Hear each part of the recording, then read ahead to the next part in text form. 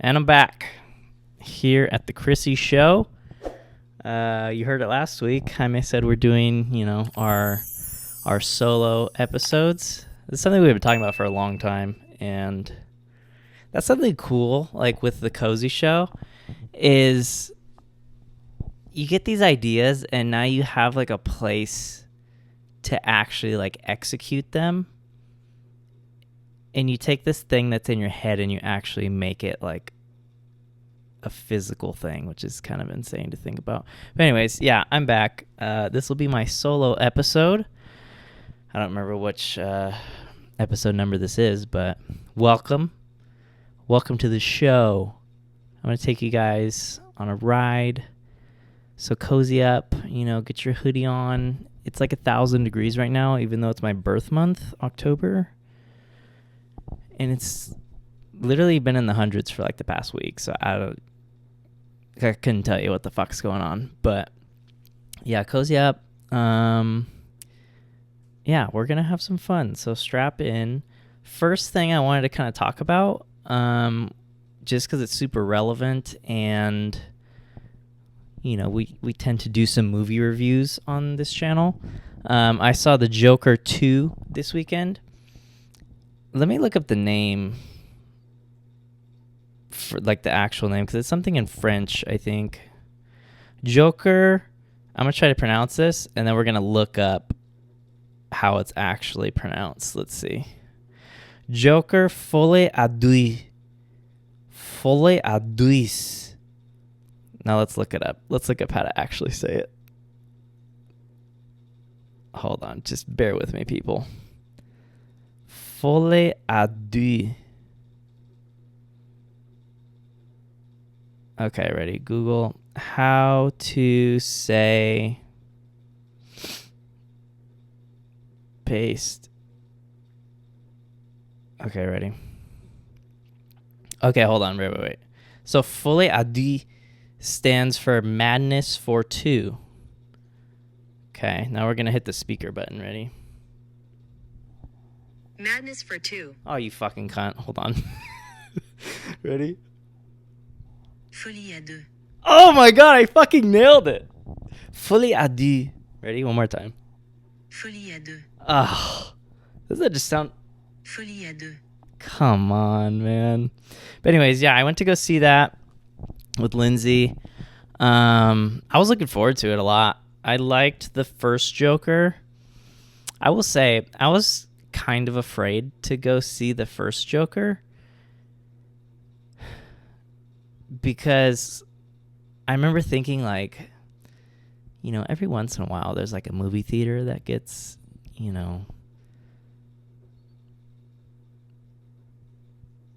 somebody comes in there with a couple of pew-pews and they light the place up. And I just remember thinking back in like 2019, I was like, if there's a movie that's going to happen at, the Joker seems like the one, because it's like depicting, someone who causes harm to the, general public, like Murray. But yeah, I remember thinking that, but I was like, fuck it, you only live once. And then I remember thinking it a little bit this time too, but I was like, what are you gonna do? Huh? So yeah, we went to go see it, and one thing that Lindsay does that drives me fucking crazy is like, we'll be watching a show on Netflix or something, right? And we'll be like, an episode in or a few episodes in, right? A lot of the time it's reality TV. And she'll start looking up, like, she'll be like, I'm going to fucking look up what this guy's, like, sign is or something. Or I'm going to look up, like, this guy's net worth, for example. And she'll look it up, and she'll be like, and she'll give me the look. She'll be like, I just spoiled it for myself. I'm like, you do this every time, Like, it's always...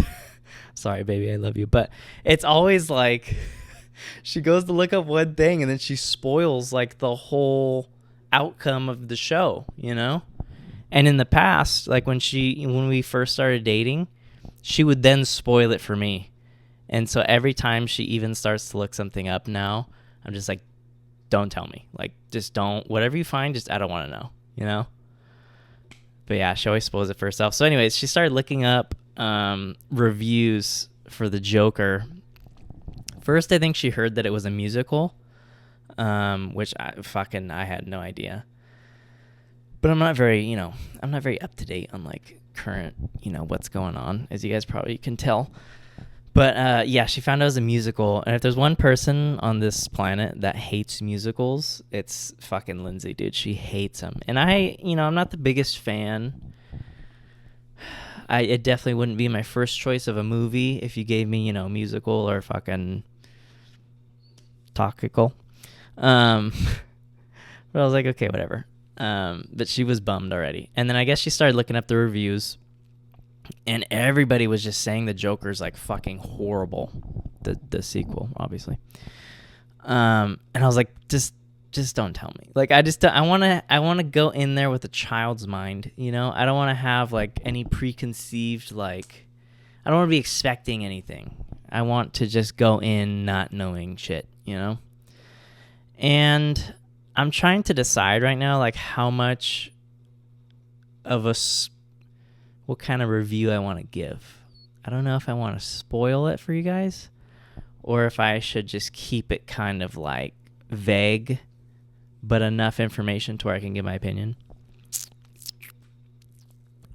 Maybe I'll just meet like somewhere in the middle. So, okay. Before going into the movie, what I heard was like, it's a musical. People didn't like that. And people were just saying that it was trash, like awful, like 1 out of 10 ratings. And I'm just like, no way, Like, the first one was pretty banging. It's a DC movie. I'm not a huge movie buff, but, like, there's no way you're going to follow up such a fucking banger with, like, such a flop, as people are saying. And I hear that all these people are walking out of the fucking theater. And to me, like, obviously it's your God-given right to walk out of a movie if you really don't like it. But, like, whenever I hear that somebody walks out of a movie, by the way, this podcast is probably going to be me, like, ranting a lot because I fucking love to do that. And visualizing me doing this pod by myself, that's exactly what I imagine. So, fucking settle in. Whenever I hear of somebody, like, walking out of a movie, honestly, like, the first thing I think is, like, you're so fucking dramatic.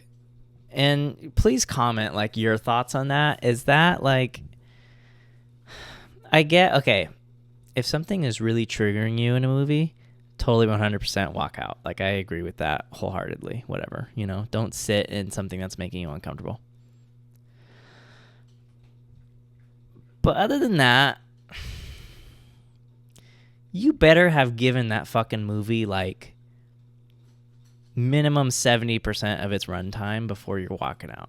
Like, when I hear that people are walking out of the fucking Joker 2, Folie, I'm already thinking, like, you definitely went in there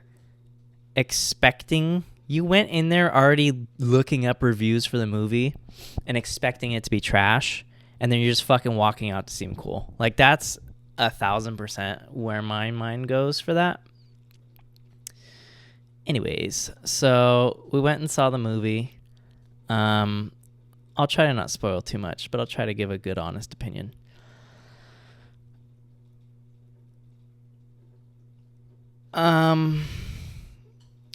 We sit down. It's cool. It's Joker vibes. I will say that the movie did trigger me a little bit, like, in some ways, just because it's, like, so raw, such a raw depiction of, like, a psychotic episodes where there's, like, major, like, mental health issues, and it's just kind of like manic behavior. So for my personal life, like, it did trigger me a little bit at times, but at the same time, it was so fucking cool. I don't think it was a terrible movie. I think people are tripping about all these fucking, like, super negative reviews. I was looking up a few reviews before I started the show, so I'm just going to read them real quick and then I'll jump back in. Okay, so just on Google, I don't really know. I'm not like a movie buff, so I don't really know where to go to like look for reviews. But on Google, I guess there's audience reviews for the movie. Overwhelmingly, out of 5 stars, there was just a shitload of 1-star reviews, by the way. So the first review is 4 stars. It says, Joker Folie à Deux is more than a sequel. It is a masterful deep dive into the psyche of its characters, enveloping the audience in a world of chaos, artistry, and human frailty.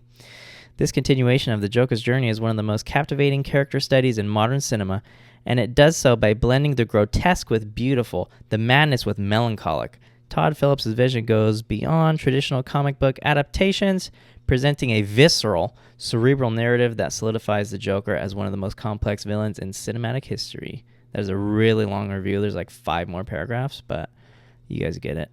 The next one is a 1-star review, okay? This was a 0.5 out of 100 star rating movie. All caps. Complete waste of time. The director doesn't even understand his own movie. Todd Phillips is the one living in a fantasy. Holy shit. The reason he neutered the Joker in this second... Spoiler alert. The reason he neutered the Joker in this second movie is because Todd Phillips is an elite. First Joker movie, he purposely creates a character trying to push the idea that if you, the average person who probably gets abused and run through by those more higher up in society than you, stand up for yourself, that you are the problem. That was way too long of a fucking sentence, to be honest. It does well because everyone can relate to the average guy finally not putting up with the BS from elites. Okay, yeah, so I get what he's saying from the first movie. This director guy is literally telling us who to like and not like. What the fuck?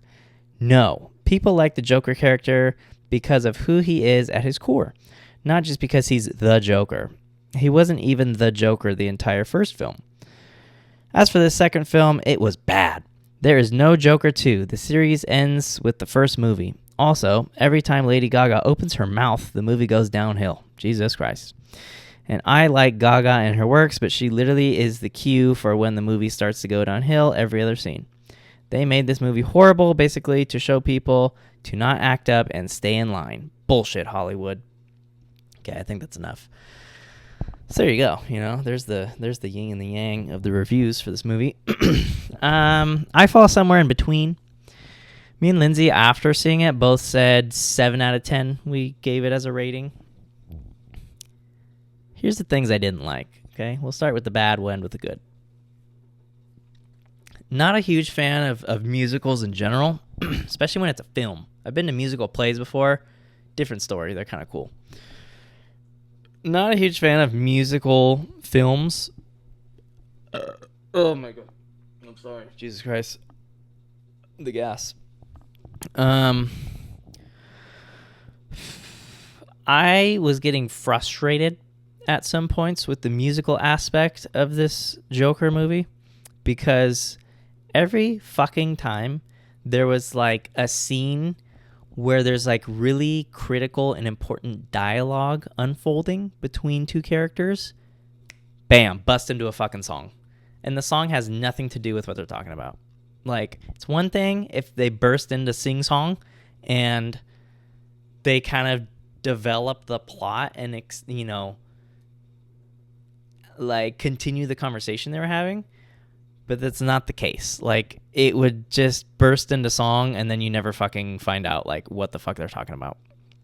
And that was just really frustrating to see because it's like, dude, I'll say the movie as a whole, the plot moves pretty slowly, which as a viewer can be kind of hard to watch. But it's the fucking Joker, dude. And the Joker 1 was a goddamn, you know, masterpiece. So it's like, I'm giving it every chance under the sun.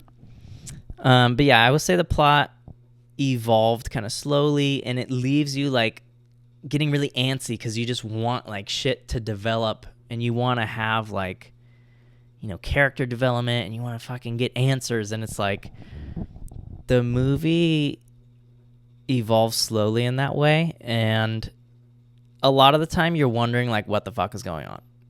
And which I think is similar to the first Joker. There's parts of the movie where you're like, is this real or is this him imagining what's going on, you know, like given his mental state and all. But yeah, so that was frustrating. I wish the plot would move a little faster. Like I need something I could sink my teeth into, you know, and it was just more like edging me the whole time. So that's something I wasn't a huge fan of. What else for like cons?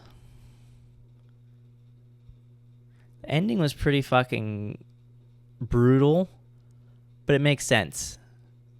Like it all kind of comes together with like the rest of the the rest of the Joker story, I should say, like in other Batman movies like The Dark Knight. Like it kind of explains like, you know, the Joker's origin a little bit more towards the end there. But very like dramatic ending. I was like, holy hell.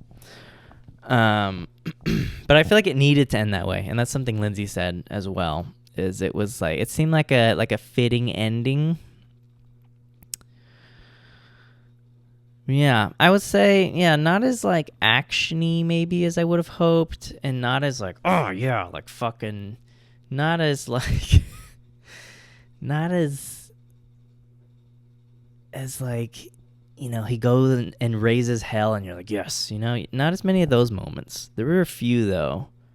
But yeah, there was a few, like maybe one or two of like the musical numbers that I did like when I was like, wow, it was a fucking like really cool scene. But yeah, Lady Gaga, that woman, definitely one of my, sorry babe if you're watching, definitely big time celebrity crush there. Ever since I saw American Horror Story, I think it's the hotel season.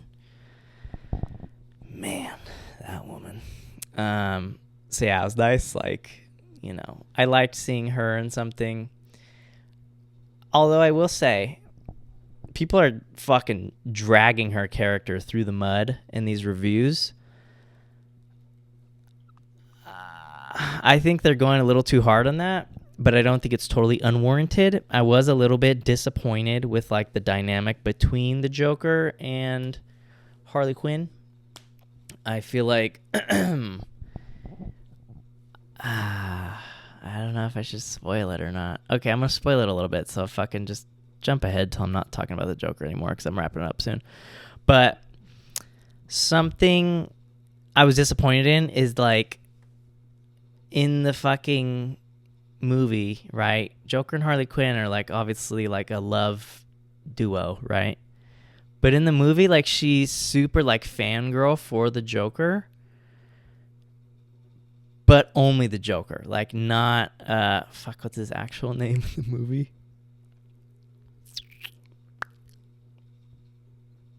Arthur Fleck. Not like a total like Arthur Fleck stan, but she's more like just a like only the Joker. Like it's all a fantasy. Like she's just obsessed with like the idea of the Joker, you know? And so that was like, seeing that I think was something that disappointed me because she wasn't like 10 toes down for him, and it wasn't just like this duo where they're just like fucking raising hell and like, you know, terrorizing society, which is what I signed up for. That was a little bit like disappointing to me, that she just wasn't like more of a fucking like, you know, complimentary character for him. Fucking say that 5 times in a row. But yeah, so I don't know. Is there any other? It was cool. I mean, it was badass. Like there were some cool scenes where I was like, yeah, you know, they had some good songs in there too. Some fucking Frank Sinatra. I was like, it was nice. We saw in the IMAX too, which was nice. But yeah, just there's nothing like being in the theater and like having a good movie with some fucking music that like really just like fits, you know. So that was cool. Yeah, I'd say the Joker one definitely better. God, I was looking forward to this fucking movie, you know?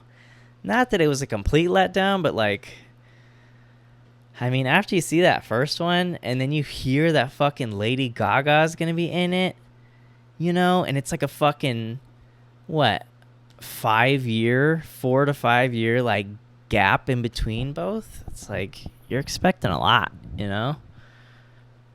Again, I don't think it was terrible. I think it was pretty decent, but I think I had a little bit higher hopes for it. I'll say that. Anyways, yeah, that's my Joker review. How'd you guys like Jaime's podcast, huh? That was sick. I don't usually watch our podcast back, like he said in the last one. I'll watch a little bit while I'm editing, but only like what I have to for what I need to edit out and stuff, or add in shit, whatever. But I watched this whole thing because I was like, dude, this is sick. Like, just hearing his, uninterrupted fucking mind was cool. I could tell he was hella nervous. Oh. I could tell he was hella nervous. If he was here, he would have fucking roasted me for my voice cracking. I saw a fucking reel the other day. And it was like when that one friend fucking makes fun of you when your voice cracks every single time. And it was like a dude just like fucking beating somebody up. Anyways. Yeah, I could tell he was hella nervous in the beginning, but it was nice. Like, I mean, it was nice the whole time, but it was nice seeing him like kind of settle in and like get comfy and just kind of share. It was sick. I liked it a lot. And I'm so excited to be doing my own. Like, this is sick. I don't have to listen to him fucking yapping for like an hour before we start too, and then starting at like fucking 9:30 and finishing at 11. Good God. Just kidding. I love you.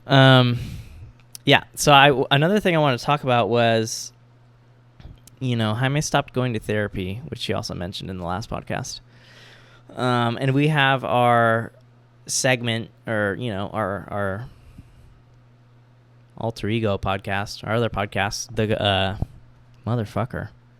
Why am I stumbling right now? Not me getting nervous. We have our other podcast called The Pursuit of Coziness, and that's where we talk about like the vision for that was just, for me at least, like my vision was just to talk about mental health in general, right? Like, just in general, like not therapy, not about our therapy experience specifically, but just like fucking talk about mental health. Like, it's so taboo. I was like, it'd be cool. It's getting less taboo now, but I was like, it'd be sick to fucking have a podcast where we just share like, how we feel and what we struggle with and what we love, and like, put a cozy spin on it where we just have good energy and shit, But I think Jaime's view on that a lot was like, it's just about therapy, And so I think for that reason, we haven't been doing those lately, because I'm in therapy still, but he stopped because his therapist quit. It's not as bad as it sounds. I think she changed to like a different lane of therapy. Oh no. I want to take a sip of water.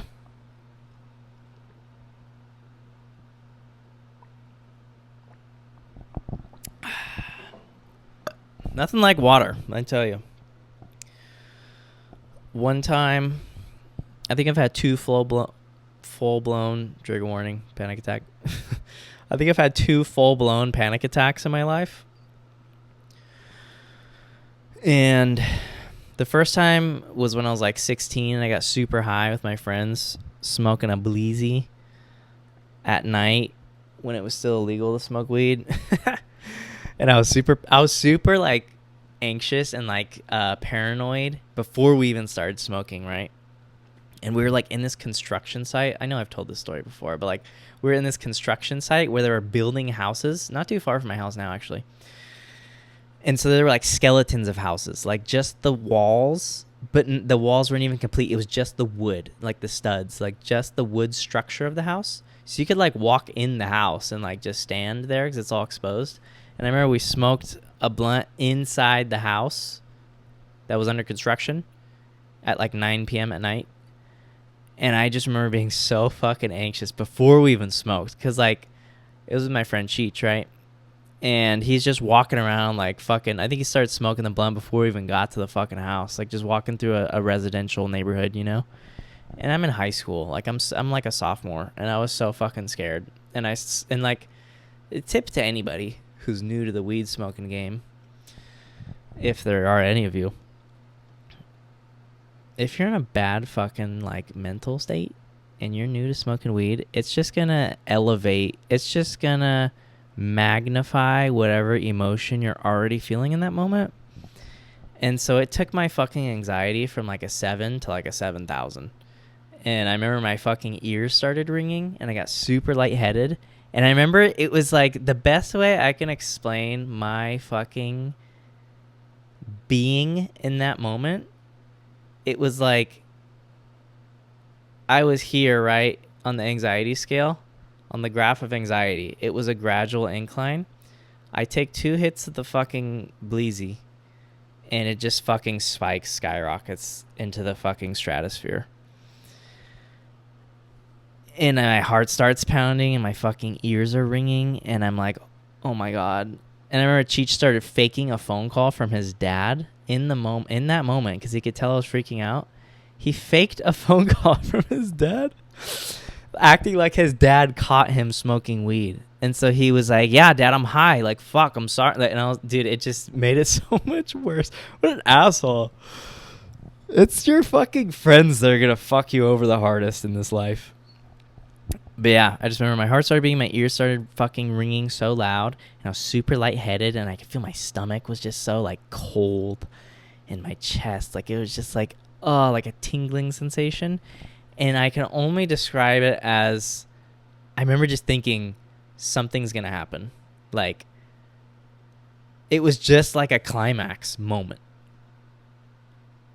And I remember just thinking like, I'm either going to fucking die right now, or I'm going to faint, or have a heart attack, or stroke out, or explode. It was just like something was going to happen.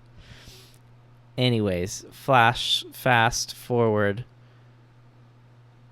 I don't know, how many years later? Like 6 years later, I think I had my second panic attack when I was 22? No, 21. Whatever, dude. Not that important. But I was having a really bad panic attack, like really bad. This one was bad. And I was sober, so it was like, in a way, worse, I feel like, because I was just so much more aware of what was going on, you know? And I remember just like feeling like I need to go to the hospital. Like, you just lose complete control in that moment. And it's like, you feel like you're going to fucking die. You know? Sorry to bring this in this dark place, but I just wanted to go wherever this took me. And I remember the one thing that brought me back in that moment. I was with somebody, right? And I remember just being like, can you please get me my Hydro Flask? The one thing that brought me back, I got my Hydro Flask and I took a sip of water.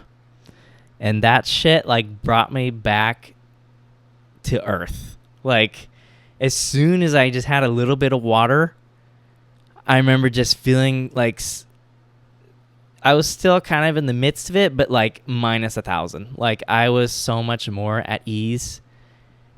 And never in my life have I been more thankful for fucking water than in that moment. And I think ever since then, I've had this like attachment to my Hydro Flask. It was a different one at that time. I've gone through like 3 in the past like fucking 5 years. But my Hydro Flask goes everywhere with me. Everywhere. Where is it right now? Motherfucker. I actually don't know where it is. I think it's on the couch or like on the table. But I take it everywhere, dude. And if I don't have it, it's not that I'm like not okay, but it's just like, fuck. It's like when you forget to put deodorant on. Like, it's kind of that feeling for me. I just need my goddamn Hydro Flask wherever I go.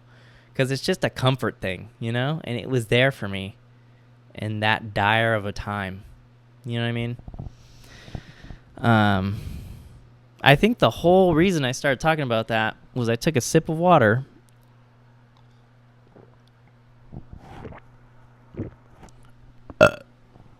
And it just made me think of that whole thing, which happens sometimes. Sometimes I'll take a sip of water and I just have such a fucking like gratitude for water after that experience.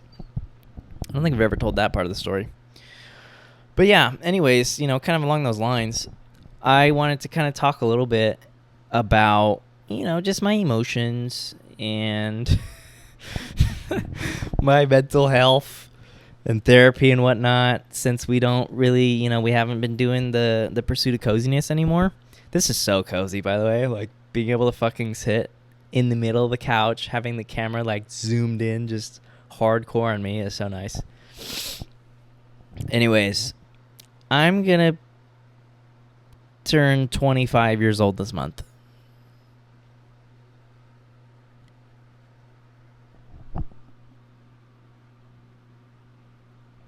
And that is just, I always look forward to my birthdays, It's always kind of exciting. And it's nice to have people wish you happy birthday, get a little bit of attention, But this birthday, I think I don't know. It's like a weird feeling because it's like I'm kind of proud of myself for where I'm at right now in life. I got a really good job 5 or 6 months ago.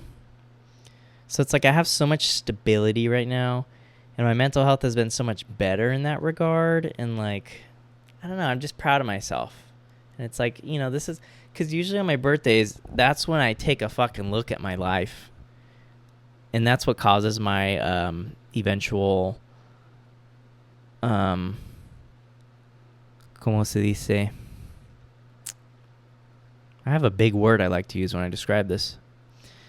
Anyways, that's what causes like my fucking mental breakdown that's too bright, that I have on my birthday every year, is I start evaluating my life. And I'm like, okay, where did I think I was going to be at fucking 24 years old, versus where am I at? And what am I worried about? And how are all these other people in my life doing? And I like compare, and I compare to my expectations, and like it always just drags me down because it's never like what I expect. It's kind of gnarly to say out loud, but yeah. So this going into this 25th, fucking halfway through my 30s. What the hell is even that? 20s, sorry. Halfway through my 20s. What is that? Like, I don't fucking feel like I'm 25. I feel like I'm maybe, if I had to put a number on it, I feel like I'm maybe like 22 or 23. That's how I feel. But 25, dude? Like, my whole life I've been thinking that's old as shit. Like, you're getting close to being an old fuck, So that's fucking crazy. But yeah, I don't know. It's like I do feel like I have a lot of stability and like in my life right now, and in therapy. Like I've been in therapy for like a fucking year and like 2 months. So I've been making a lot of progress, and it's like easy to tell all the progress I've made at this point in my therapy career, which is nice.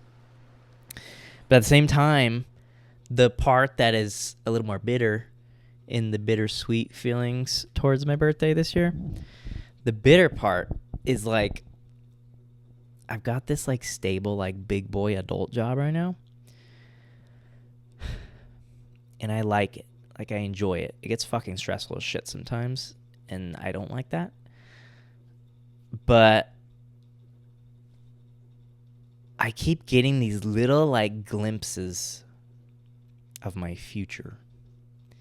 And I've got my fucking pension plan going now, I'm getting the fucking Roth. It's not a Roth IRA, but it's called a Roth numbers something. I've got that going. And it's like, I keep getting these little glimpses of like, this is my fucking future. This is my life. And I see myself like, they talk about retirement and shit. They're like, so yeah, if you work for like fucking 25 years until you retire. And I'm like, 25 fucking years? And then I foresee that. Like, it's almost like a vision, like on some That's So Raven type shit. Like, I see it.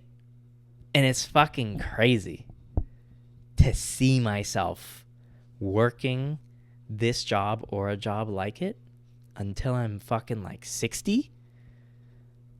Like, what the fuck is that? It's so like scary, but also like a good feeling, because it's like again, it's like the stability thing, like that. This could be like the path I can take in life. But it's like my whole life up until this point, I've always fought the idea so hard of like getting a fucking a proper job, you know, and just settling down and being an adult and fucking working towards retirement, you know. One of the reasons I wanted to start this podcast was to fucking, you know, give the fucking middle finger to the man and just be different and, you know, express myself and whatever. You get the fucking point. But it is just fucking crazy coming up on my birthday because I'm already starting to do those, like, evaluations in my head of, like, where I'm at, you know, in life, and then fucking imagining the rest of my life. And I'm getting visions also of just being fucking old. Like, I'm 25, and it feels like my life has gone by pretty fucking fast, you know? And then you start thinking, like, I'm going to be fucking 40, and then I'm going to be 50. I'm halfway to fucking 50 right now, which is nuts. And it's like, I just want to live a life to where I get to the end of it, and I'm, like, satisfied, you know? Like, I get to the end of it, and I'm like, you know what? We had a good run. Like, I don't really regret much. I feel like I had a lot of beautiful moments, which I kind of already feel like that now. Not to get too, like, you know, depressing, but, like, I sometimes have moments where I reflect back on my life, and I think, like, I've had a lot of really great experiences, like, with my friends and with my family, and just, like, a lot of awesome moments, you know? So it's like, if I was to go right now, I don't think I would be too disappointed in that, you know? I've loved and I've lost. But yeah, so fucking 25 coming up. Another thing I want to talk about was just, like, I always heard people say, like, you're going to grow so much in your 20s. You're going to change so much in your 20s. Like, you're not even going to be the same fucking person by the time you're done with your 20s. And I was looking back on it, I'm like, you know, I know I'm only halfway through this bitch, but looking back to, like, 20 or 21, even 22, I'm a fucking pretty different person now. And I think therapy has really helped me realize that. And it's helped me become that. Like, it's really facilitated a lot of, like, the growth that's taken place in the last, like, year and a half. It's fucking nuts, you know? Like, the way I used to fucking people please and the way I used to do a lot of shit that I didn't want to do, I'm taking my fucking socks off because my dogs are barking. And they're not on camera, so I can do that. Yeah, just the way, like, I used to do shit that I didn't want to do just because my friends were doing it, or just because everybody else was doing it, or I thought I should be doing it, or I thought it was cool to do that shit. I used to just fucking make myself available to, like, everyone, you know? And I fucking would just burn myself out, like, time and time again. I'm really working on being less hard on myself, because one thing I've realized in therapy is that I have such a strong, like, I don't want to say standard for perfection, but I have, like, an expectation for me to be perfect, literally. Like, anytime I make a mistake, like at work or, like, in a relationship, doesn't have to be, like, just my significant other, but, like, you know, anytime I fuck up, I've always been so hard on myself and, like, beat myself up about it, and I just feel so, like, disgusted and angry with myself. And so that's something I'm trying to, like, I think I've gotten a lot better at in the past year, is giving myself grace. My therapist taught me how to, like, talk to myself like I would want to be talked to by somebody else. So I'll say things either once I've messed up, or if I'm feeling anxious or, like, nervous or doubting myself in a situation, I'll tell myself, like, I love you, Chris. You can do this. You are worthy. You've prepared for this. It's okay. You're only human. It's okay to make mistakes. Everybody makes mistakes. Everybody has those days. So I've definitely gotten better in that regard. How else have I changed in my 20s? Let me think. There's the people pleasing. I used to fucking just like not be able to tell like my friends or family no. I've gotten a lot better at that. You can ask my friends and my family, actually. And it's funny because like once you start saying no, it like, I view it as like loving yourself more, you know, to be able to like turn something down because you know you're like, you just need to fucking rest or like chillax. I have a very short like battery, by the way. So like my spare time, especially now that I work full time, is so fucking like precious to me. So it's like a self-love act for me to like say no to shit. And I love saying no. Holy shit. I love saying no to shit now. Like it's such a power move, you know? It's such a fucking nice thing to do for yourself, is to say no and just take the fucking day easy, you know? Just have a little fucking movie day, or just bought my first fucking Netflix subscription. So I've been trying to become more of like a movie buff and stuff, but I've been trying to just like watch shows and shit. There's another thing. So in my fucking, probably realistically in the last like 2 years, I've changed in the way that I try to give myself more downtime now, because my whole life I've only felt like happy and content and like good about myself. There it is. It's like a self-esteem thing. I've only felt like good about myself my whole life if I've had like a really productive day, or if I'm being productive and like getting a lot of stuff done. Like it's always about like getting shit done for me. And I've realized that that's like not fucking sustainable. And so I'm really trying to learn to just do nothing and not feel bad about it. Because when I do, it's changing now, but like historically with me, like when I am doing nothing or just having downtime or just watching TV or just scrolling on my phone, I would feel like shit about myself. Like I would feel super like depressed actually, and just like a failure and like low self-esteem. It's a trip. So that's another way I've been changing in my 20s, is just trying to like, you know, be nicer to myself and learn to take downtime.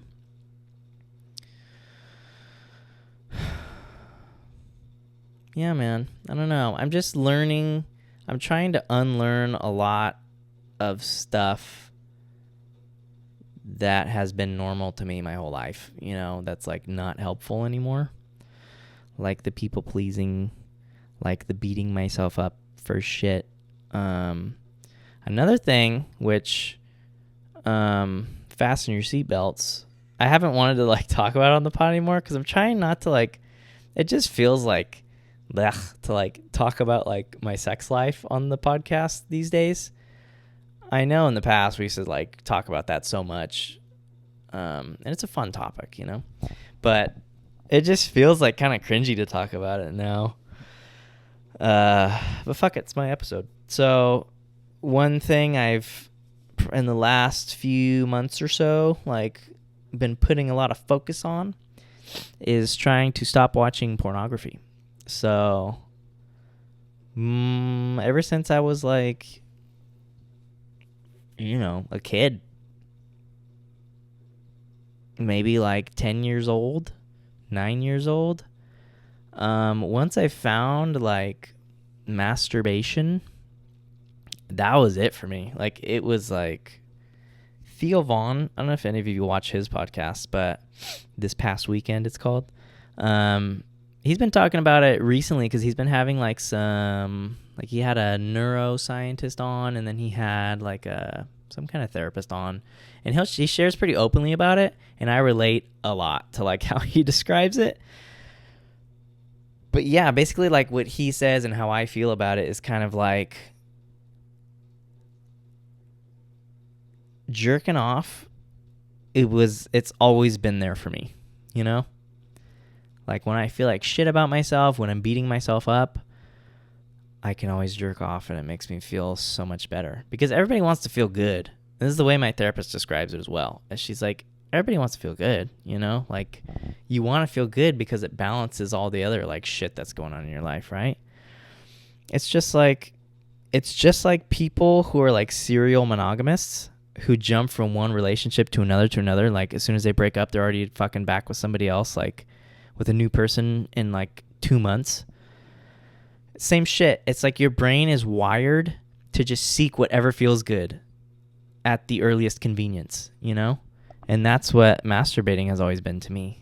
Is like, I'm having a bad day, I jerk off. I'm sad, I jerk off. I'm happy, I jerk off. It's like, it's always been a way to regulate my emotions. And I think there's a healthy relationship to be had with it. But the porn thing is just like, I think I never realized I was, like, addicted to, I think, mostly the porn. Like, I think to some extent maybe I'm addicted to touching myself, but the pornography aspect of it, it just took it, like, and times it by 10. Like, I don't know why I keep looking this way. I think it's because I feel, like, slightly uncomfortable talking about this. So I'm making less eye contact with the camera. But yeah, the porn is just like a vehicle, you know? It's like what, I'm trying to make an analogy here. It's like what fucking dipping sauce is to, like, a fucking binge eater, you know? Like, it's those things that make eating so much more enjoyable. It's like flavor. Let's put it there. It's like flavor when it comes to, like, an eating addiction. I love to fucking binge eat too. That's like, I'm basically referring to myself right here with another, you know, co-occurring addiction. But yeah, it's like, it just takes it up so many levels. And so yeah, the porn, it was like, I think that was the main thing driving, like, the I guess masturbation addiction. I think it's more of a porn thing because, like, that was what I looked forward to, was, like, the porn, like, the stimulation you feel just from that. Like, it almost wasn't even about, like, the masturbating. It was almost just about, like, let me find the next, like, you're just on an endless hunt for, like, the video that's gonna make you feel, like, the most, like, excited, you know, and, like, new, like that new novel, like, feeling of excitement. And so I just realized over the past, like, 6 months, I was like, dude, this is, like, an addiction. Like, I don't know, I just never realized it before. I think it's just like, it just wasn't cute anymore, you know? I'm 24 going on 25. So yeah, I talked about that, and I've been talking about that in therapy somewhat, and it's crazy. I went 14 days without porn, or, like, yeah, just without masturbating to, like, anything, you know, just me and my thoughts and my closed eyes. And then I folded. And it was nice because I told my therapist about it because I was feeling like shit about that I, you know, relapsed, for lack of a better term. And she was like, relapse is, like, part of the process, you know? So it's, like, actually necessary for you to, like, fail. Because it's, like, it's so unrealistic to think I'm just going to change, like, fucking, like, that. Like, cold turkey, just bam, you know, 0 to 100, literally. And it was interesting because I agreed with her so much on that point, because when I did, like, relapse and go back to it, it felt, like, exhilarating for maybe, like, a few minutes. And then it just didn't, like, fulfill me the way it used to, which was crazy. Because I was like, what the hell? Like, this has always been, like, you know, one of the best loves I've ever known, was just the comfort of, like, taking my phone out and looking at stuff that makes me feel good and doing the deed, you know? And it was just crazy to not feel the same way about it. And I told her that, like, when she told me that the relapse was, like, a necessary part of that, of, like, you know, quitting, I was like, you're fucking probably, like, it's just crazy because it didn't feel the same. Like, it didn't do the same. It didn't scratch the same itch, you know?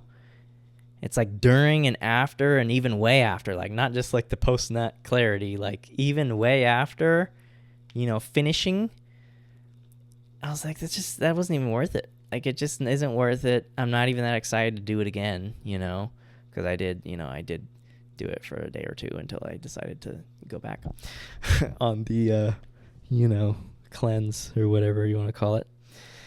But yeah, it's just interesting. And my therapist, like, in response to me saying how different it felt, she was like, that's it. She's like, that's like, it's a sign that you're like breaking the addiction, because you're seeing it for what it is now, instead of being like in the fucking weeds of it and like not being able to see like this is just an addiction and it's like, not that helpful and not that great really.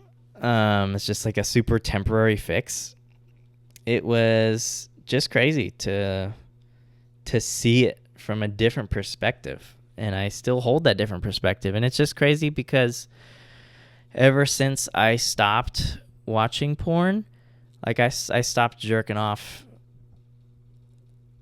like it's probably been cut in half how much I do it, which is crazy. Like there's some days that I don't even do it at all, which is nuts because I've always done it every single day, at least once. So that's a trip, and it's something I'm pretty proud of, and it's cool. It's just like, damn. And then it starts opening your eyes to everything else. Like, I realize how not dependent, but I realize how addicted to my phone I can be at times, and and then you just start applying it to everything else in life besides like the phone. Like you start applying it to like, I feel like my whole life, this is getting deep here. I feel like, okay, I'll say like from like my adolescence into my adulthood, I think I've always tried to find, what's the word?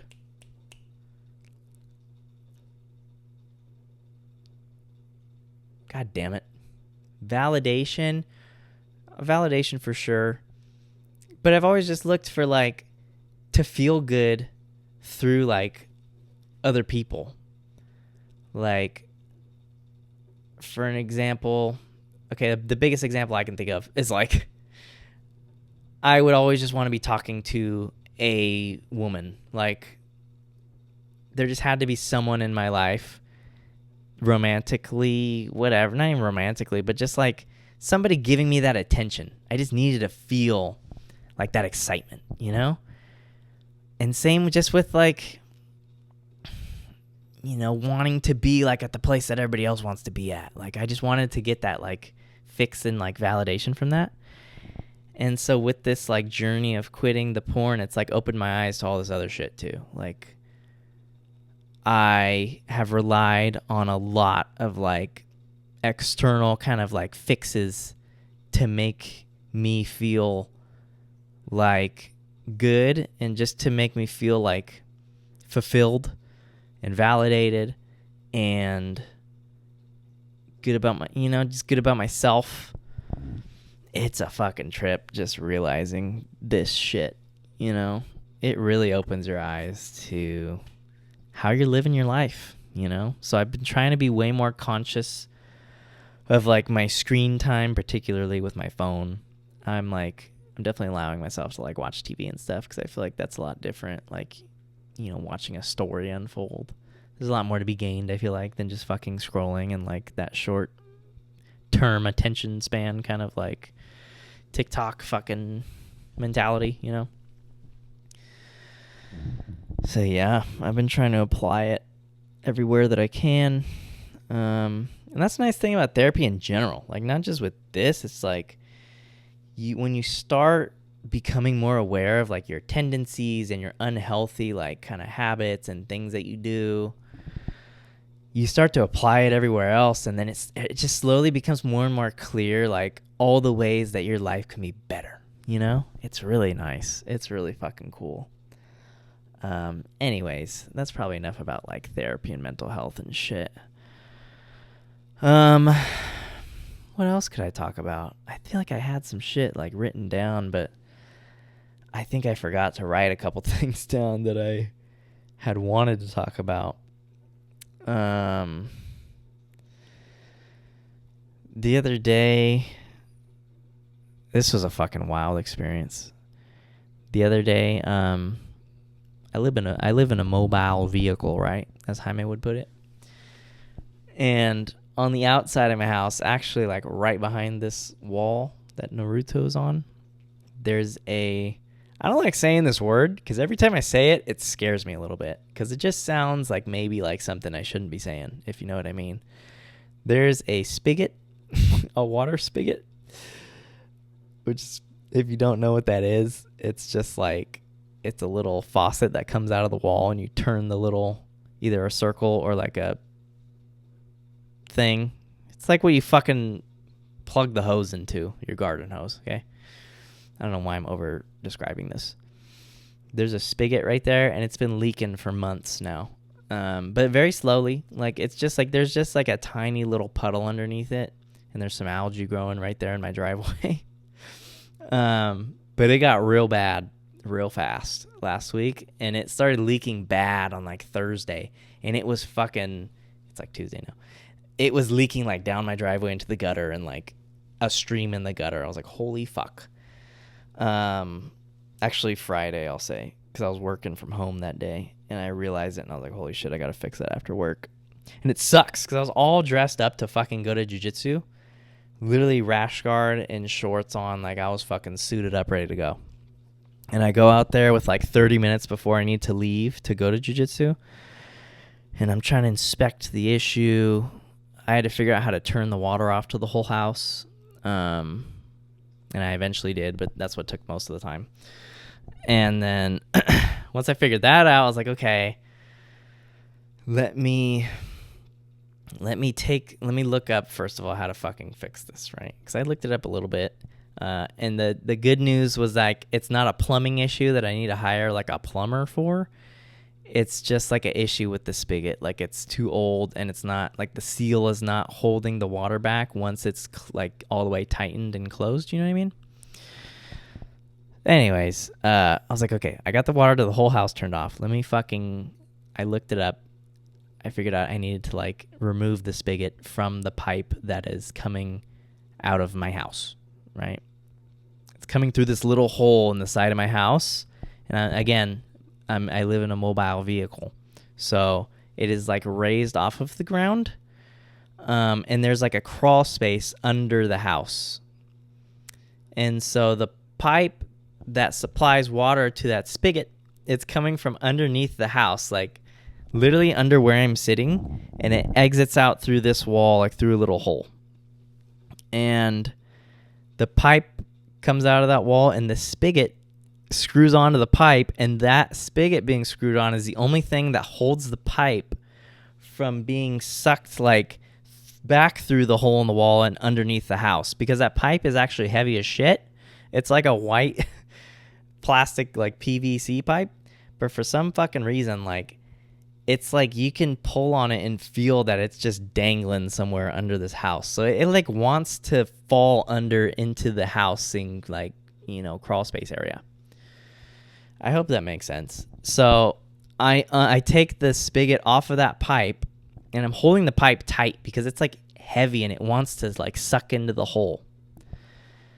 And I remove the spigot and I'm looking at the pipe and I'm like inspecting, you know, trying to see what the problem is. And I don't know why, but I fucking let go of the pipe. And the pipe goes like, zoop, and it just sucks in underneath the fucking house into the crawl space through this tiny little fucking hole in the wall. And immediately, like, sometimes you just do things and immediately you're just like, why did I fucking do that? You know? Like, I just wish I did literally anything else but that. I wish I just thought about it for 2 seconds, because I knew instantly that the only way to get that fucking pipe back through the hole so that it's sticking out so that I can put a new spigot on is I have to crawl under the house. And like behind me here where the thing is coming out of the wall, that's where I need to push the pipe back through. This is at one corner of the house, and the access to be able to crawl in the crawl space is all the way at the opposite diagonal corner of my rectangular mobile vehicle home. So I had to get in that fucking crawl space. I put on my fucking Dickies pants, my Dickies workwear jacket. Again, hardly ever lifted a hammer a day in my life. I'm a literal fucking pencil pusher at work, right? I have a cozy office job. I literally dressed up all in like fucking work clothes. I got gloves on, I got shoes and fucking, long socks on, a hat on. Good thing I'm not claustrophobic, because I had to fucking army crawl. Like, you couldn't even hands and knees under my house. Literally, it was like those cave exploring videos where they're like barely able to like push themselves on their flat body. Like, it was like that. Like, there's like big ass pipes and shit above me, the weight of the entire house as well. And I'm literally just like a fucking inchworm, just like pushing myself. Army crawling, dude. It was gnarly. And I was so pissed at myself. And it was dark. It had just gotten dark at this time. To hell with fucking jiu-jitsu open mat that night. I couldn't go, because I had to address this. And, my fucking headlamp was out of batteries, and I didn't have any to replace it. So I had to use this little-ass flashlight. There were black widows at the entrance of this hole, might I add. Terrifying experience, dude. Awful. Hella dust. Literally spiderwebs. It was like a fucking Indiana Jones movie. Like, every couple of feet, every time I scooted myself forward, I had to wave my hand in front of my face to get the spiderwebs out of the way. It was a goddamn nightmare. And, eventually I did get that pipe through, and I went to Home Depot, and I got a new spigot, and I fixed it, and I felt like a man, and it was nice.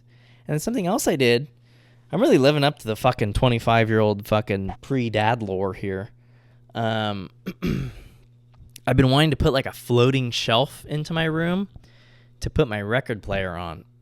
Like, I want like a square shelf, like about the size of my record player, just in the corner of my room, just to put it on. I was just like, I don't know, that'd be sick. And I also got this new desk and a new screen because I work from home sometimes. And so I couldn't fit my record player on that desk anymore. The whole thing is very scientific. I won't go into it. But I went thrifting this weekend, and I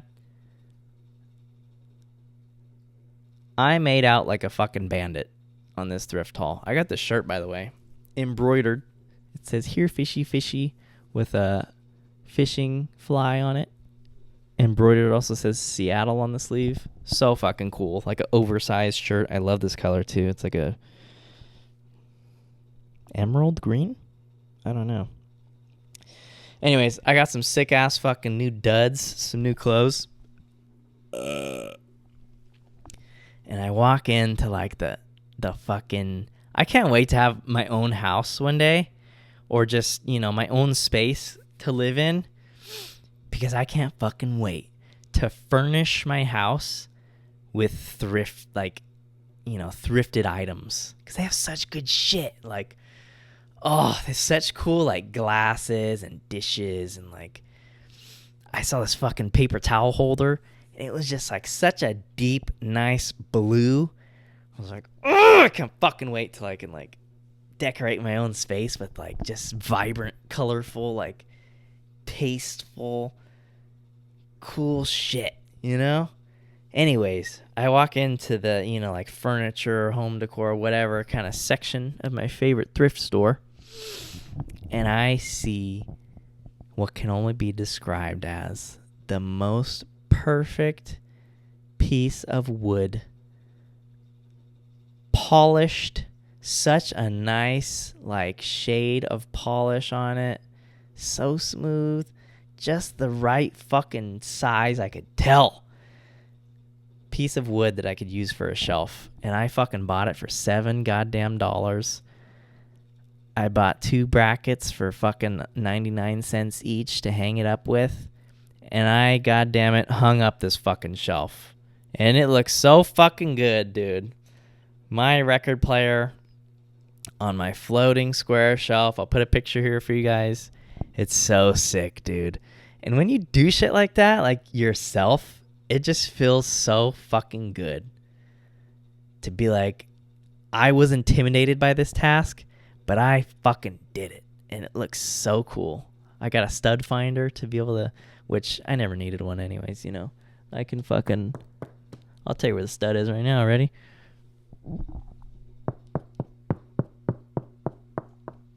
Right there. Here it's hollow. Solid. God, I love doing that. It makes me feel like a fucking man. But anyways, yeah, I hung up that fucking shelf. I had a good thrift. It was a great weekend. Saw the Joker 2. Had a movie night with my family, which was nice. I'm trying to like... It's hard because once you start working full time, which I'm sure many of you do, but this is my first time in my life like consistently working 40-hour work weeks every week. It's a new fucking animal, dude. Like, and my job is like very mentally like intense. Like, there's so much attention to detail you have to pay, and like I'm always juggling like 20 tasks at once, and I always have way more shit to do than I have time for in a day. So it's like, it's just so mentally like taxing. But I'm just learning, like, once you start this lifestyle, dude, of working like a fucking adult, just full time, like, it's hard to maintain relationships with everybody that you want to, you know? And sometimes I struggle with like the guilt of that. Like, it makes me feel like an asshole because I have friends that I haven't seen in a while, you know? I'm not the best texter these days because of that. Like, it's just, the energy is just not there like it used to be, you know? But anyways, so I'm trying to like maintain relationships as best I can while still like giving myself enough time to like recharge when needed, you know? I need some water. Holy hell. When you don't stop talking like this. Whew.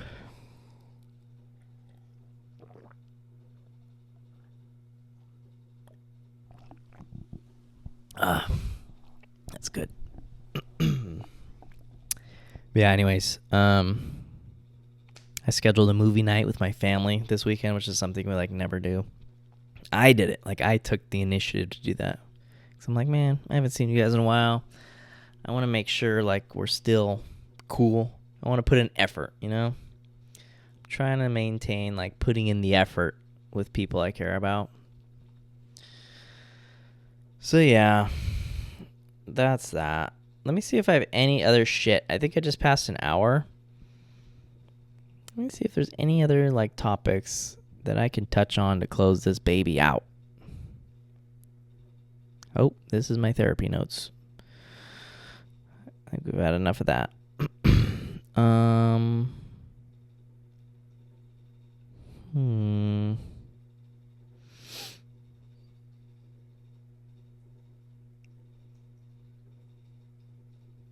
I don't know, man. That might be it. I'd love to do another podcast on my own someday. This is sick. I like it a lot. I think it felt like pretty natural to me. I think in the beginning I was a little nervy, but I think it felt pretty natural to me because I talk to myself a lot. And I always have. And I always will. I've always just like had conversations with myself. So I feel like it came a little bit more natural than I expected. Another thing I do is like, I used to be really good about journaling, like physically writing in a journal to just, you know, get my feelings out. And now I do it a lot with like voice memos on my phone. So I'll just start recording while I'm like driving or something, and I'll just talk about like whatever is stressing me or you know, whatever I feel like I need to talk about. So I feel like maybe that helps me a little bit here too. Yeah. Does anybody feel like as an adult now,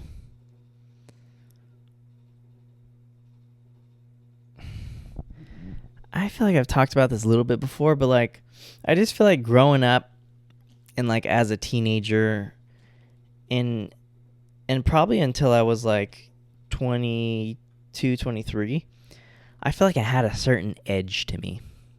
Like I had this edge to me where like, I just feel like I had like vision.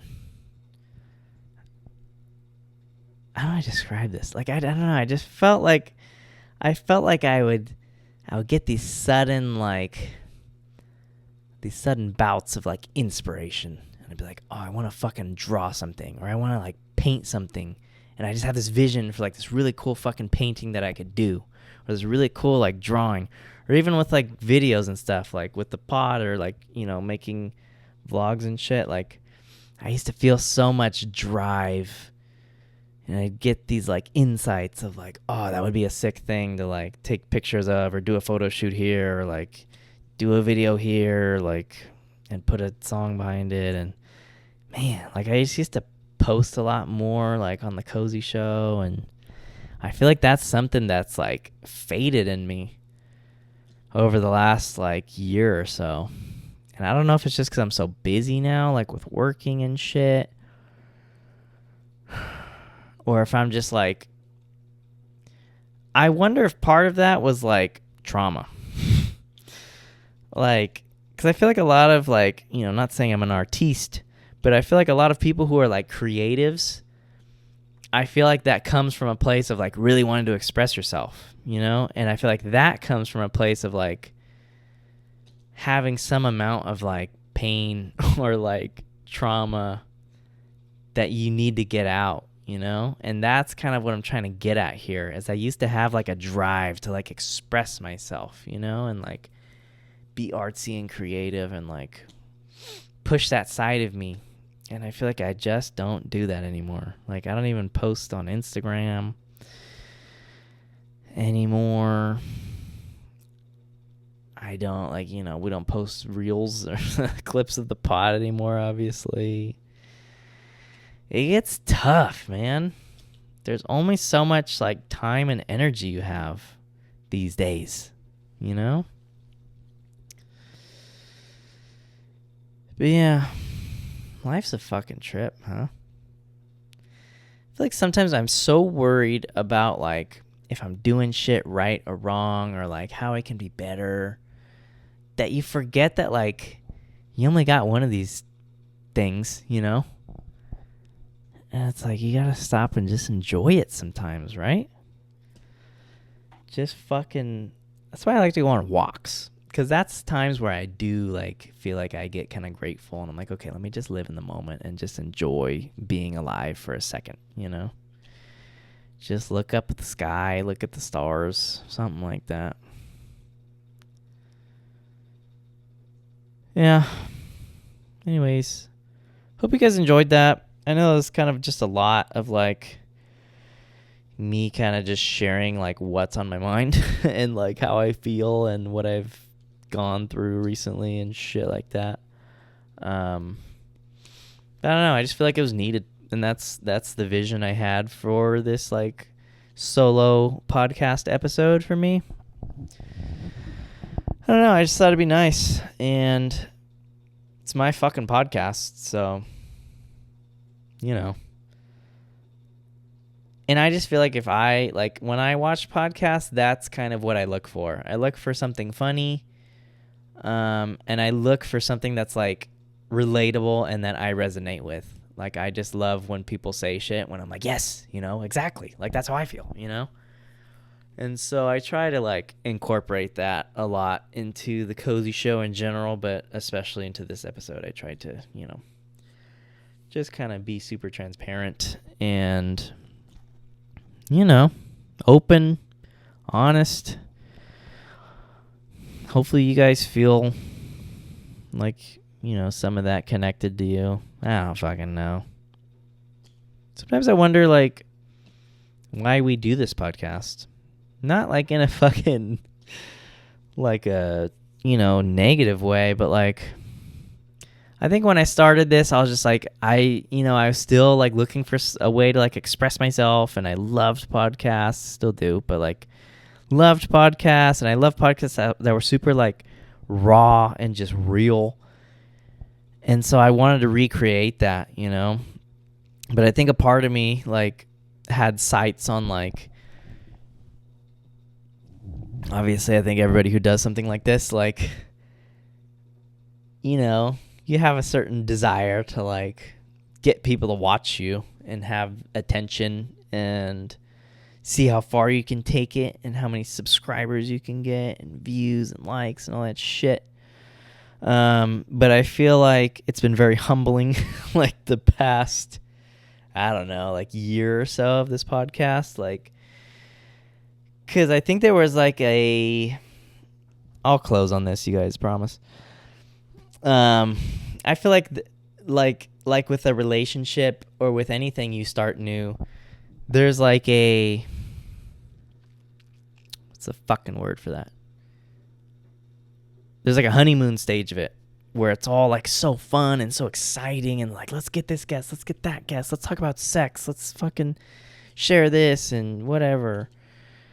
And then it gets to a point, and then with that, like I feel like we were lucky to have like so much growth in that time, so it was like even more like exciting, you know? Like we just had such a fucking boost of like subs and views and shit like pretty early on.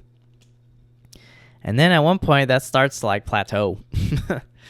and then you start to plateau in like what you talk about, and obviously we have like less guests on now, which is something I'd like to like change in the future if I can find the energy. But yeah, it makes you kind of realize like once those subs die down and the growth kind of slows and you're fucking past 100 episodes, like I think you start to reevaluate like, okay, why am I doing this, you know? And I think one, it's super nice to have like a schedule every week where I see Jaime, because a lot of weeks that's the only time I see him, you know? And it's nice to kind of have like that as almost like a check-in for us, because it's nice because we catch up before and after the pod and on the pod. And I think it just makes you feel human. Like it just keeps you like in touch. And it makes you feel like you kind of have like a purpose and a belonging in like a, you know, a social group, I guess. And it's interesting because one of the things I like learned recently through the great Andrew Huberman, but also just other podcasts I listen to kind of about like mental health and shit, from professionals. They talk about like one of the biggest ways to like maintain like good mental health just in general is to have human contact and like social interaction with people, and to feel like you belong to like a group, you know, to feel like you belong to like a social circle, basically, whether it's like family or friends or whatever. And so I think that's really nice, and that's something I'm starting to be really grateful for now, or trying at least to, you know, remind myself of. I'm so fucking great. Fucking therapy. Fucking fuck. Such a pick me. Like, it makes me feel like such a pick me sometimes. Jesus. Where the fuck was I going with that?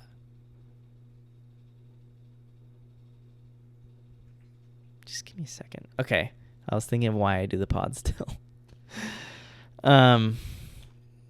Yeah, I think that's a really nice thing. And again, it does scratch that itch for like expression and to just be able to express myself and do something creative. I forget that this is kind of like a creative endeavor. I think because podcasts kind of get a bad rap of like fucking every white man has a podcast, whatever the fuck. I like to think that we're a little different, but yeah, I try to put out the type of shit that like I would like to watch in a pod, you know, and I try to be really authentic of like, because that's the struggle, like being a podcaster is like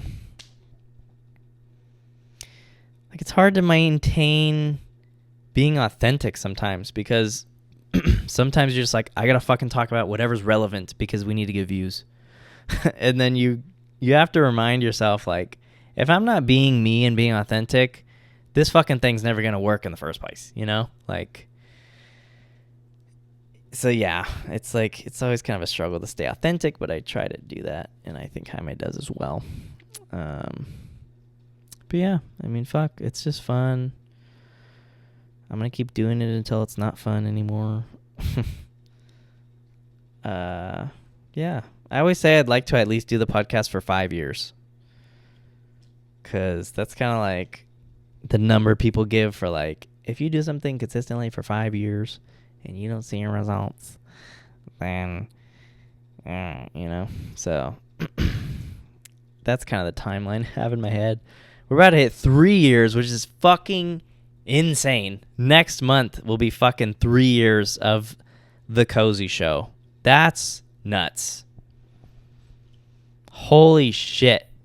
3 fucking years. Like, that's more than halfway to 5, which is my goal, you know? Holy shit. Anyways, I'll close with this. It's really nice to see people commenting on the pods. I feel like we've been having a lot of comments and likes and views lately, which is sick. On Jaime's pod that he did, you know, he posted last week, there was somebody who commented, I'm sorry, I don't remember your name right now. You know what? Let me give you your fucking kudos. Let's do it. And then we'll close. My mouth is dry as shit. Oh, fuck. How do I get the comments on here? Sometimes it just feels so nice to cuss. Okay. This person. We've had a lot of nice comments on the last one. But specifically, this one really touched me. And not in that way. The Odoro Santos 5857 commented, I loved the normal episodes, but I gotta say, I really enjoyed how personal and raw this episode was. And the Am I the Asshole section is pretty fun and would love to see more. P.S. Just so you know how far the pod has come, I'm from Brazil, and I've been watching the show for over a year now. That was so fucking cool to read. Like, because I think that's another thing is, like, it starts to become, like, normal to you, and you just forget that, like, there's random ass people watching us every week. Like, 1,000+ random people, you know, watching the fucking podcast and us just talk about our lives and just random shit. It's crazy. And so that one really just fucking, it really just touched me, you know? That was really nice to read. This one caught my eye, so I'm just going to read it because I haven't seen it yet. It's from 2 days ago. James Walsh, shout out, you're a consistent commenter. I overthink and have anxiety as well. You did great, Jaime. It took a lot of courage to go solo and open up about yourself. You killed it, man. I fucking love you guys, dude. I love when you comment shit like that. Like, just to feel like people connecting is so sick. LXX, shout out. Everybody knows she's the fucking GOAT. She said, you did great. I wish I could move out too and get my own place, but in this economy, ... Yeah, it's fucking rough, man. People are wondering, are you guys okay? Please tell me you guys are okay, because we did a solo pod. Anyways, I love you guys. Thanks for listening. This has been fucking sick. I would love to do another one of these. Like, maybe if Jaime's sick one week or something, I'll just fucking hop on here and do a solo dolo, you know? But anyways, this was sick. Thanks for listening.